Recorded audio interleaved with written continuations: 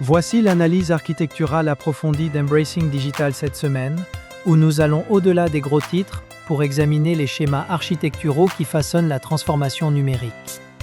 Cet épisode se concentre sur le décalage du modèle opérationnel dans le domaine stratégique et sur la façon dont il crée des tensions dans l'intelligence artificielle et la cybersécurité.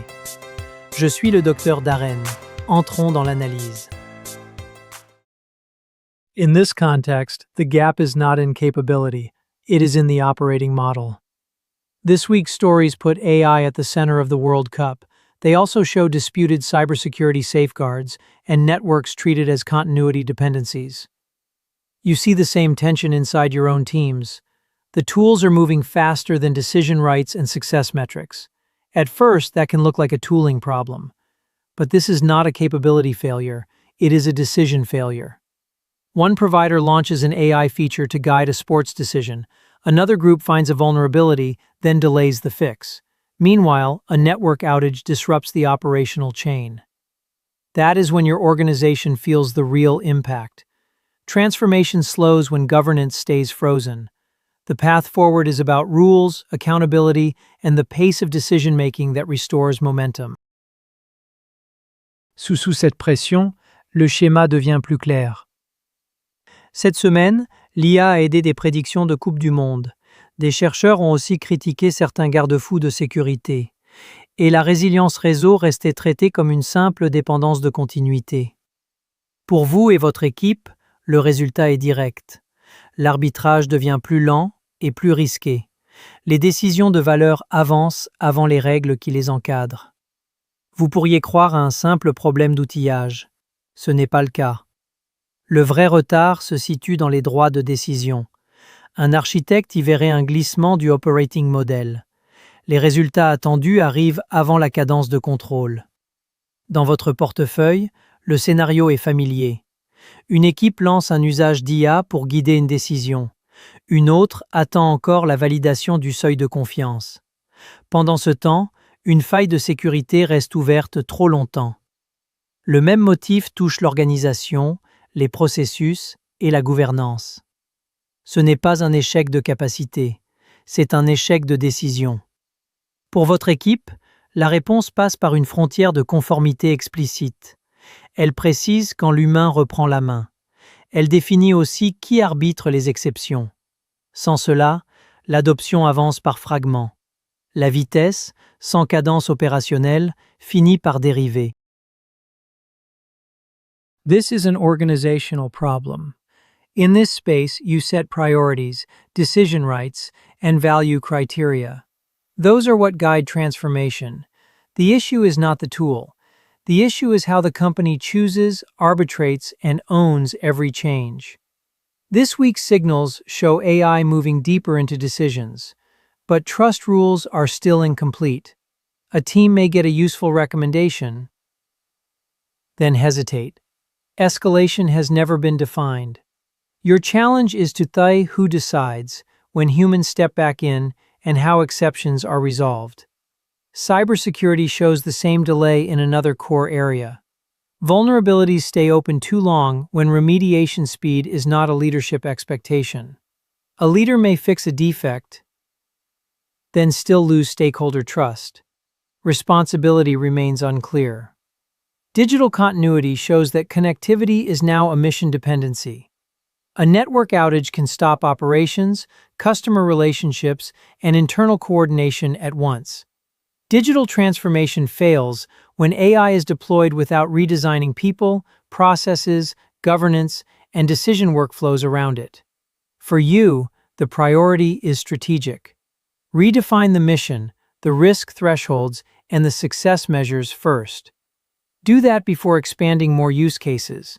Without it, momentum breaks apart across AI, cybersecurity, and service continuity. The signal this week is clear.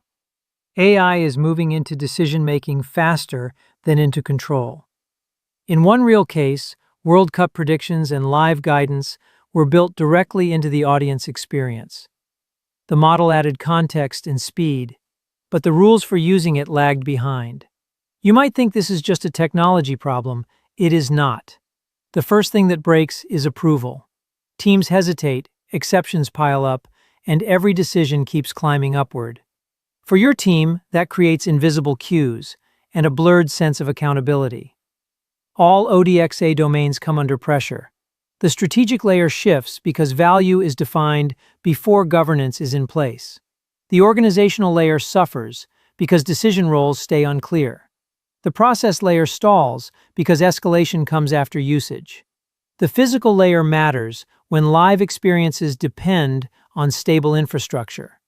And the digital layer speeds ahead, but without a shared framework, it spreads confusion faster than trust. The architectural lesson is counterintuitive. Most teams optimize model quality.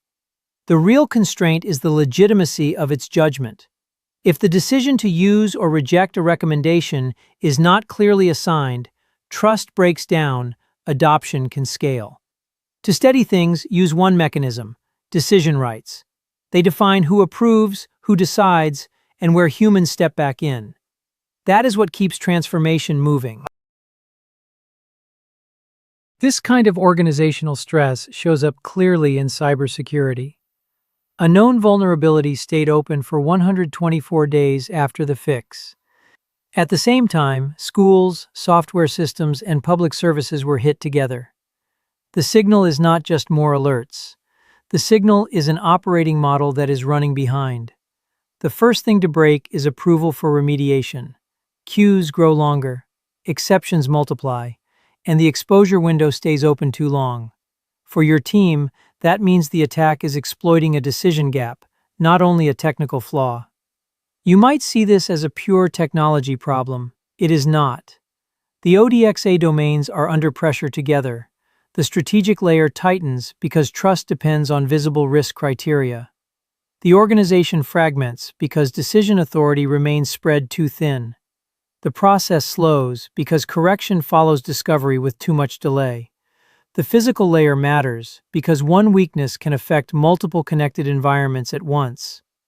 The digital layer amplifies the defect because one system touches many services and spreads the impact. The architectural lesson is counterintuitive. Most teams optimize detection speed.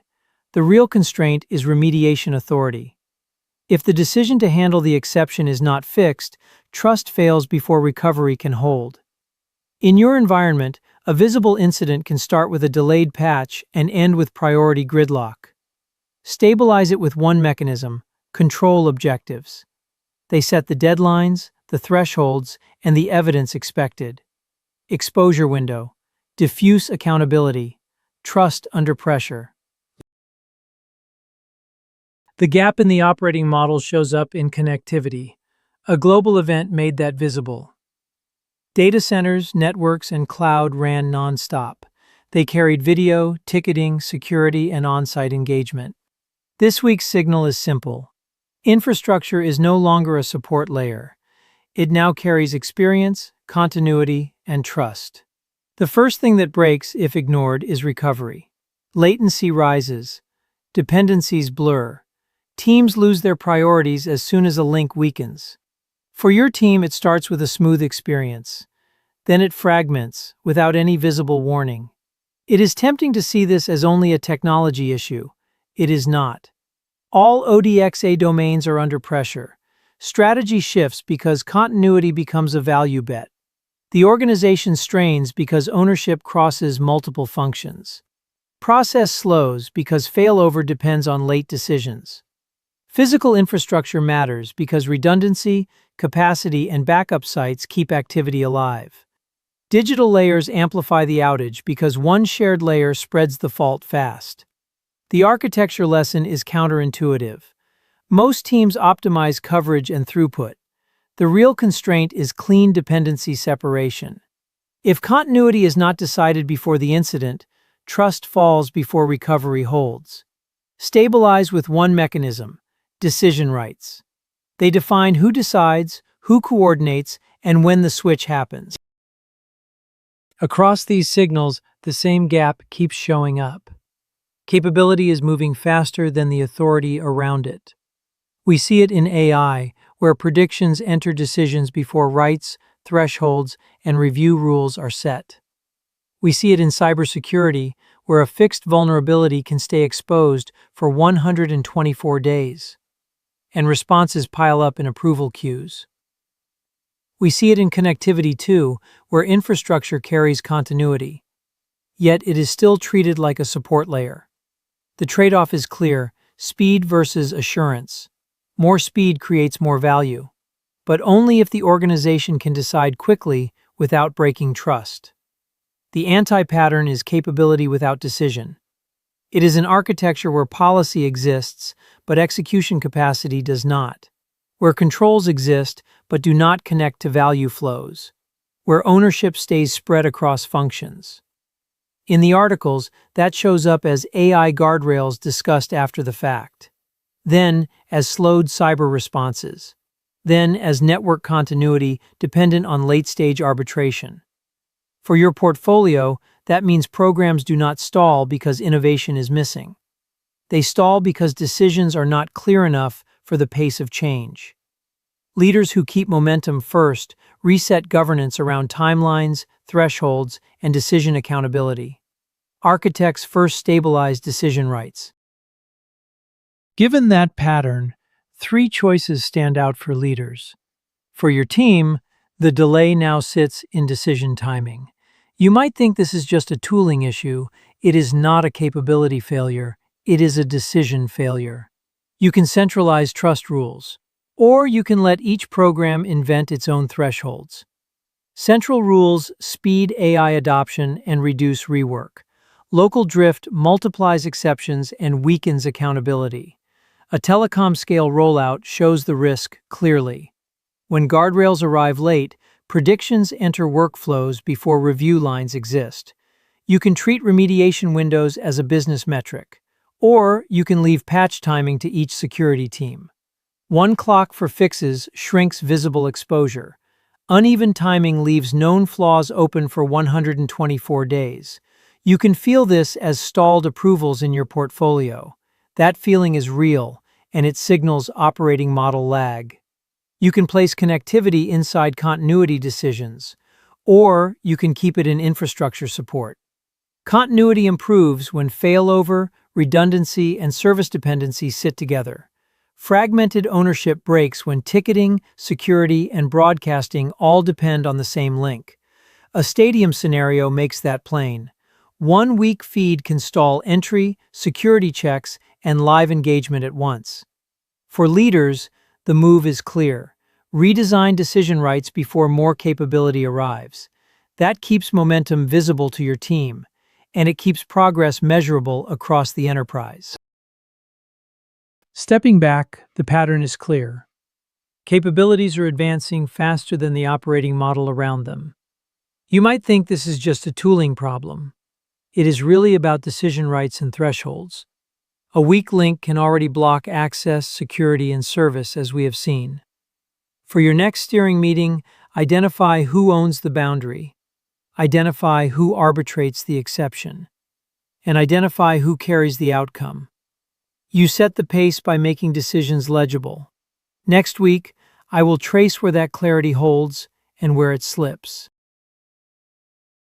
Cela conclut notre exploration architecturale de la semaine. Si vous avez apprécié cet épisode, veuillez nous attribuer 5 étoiles sur votre plateforme préférée ou sur YouTube. Et si vous souhaitez aller plus loin, rejoignez notre communauté sur Patreon en cherchant Embracing Digital. À la prochaine, je suis le Dr Darren. Continuez à poser des questions difficiles et à embrasser la révolution numérique.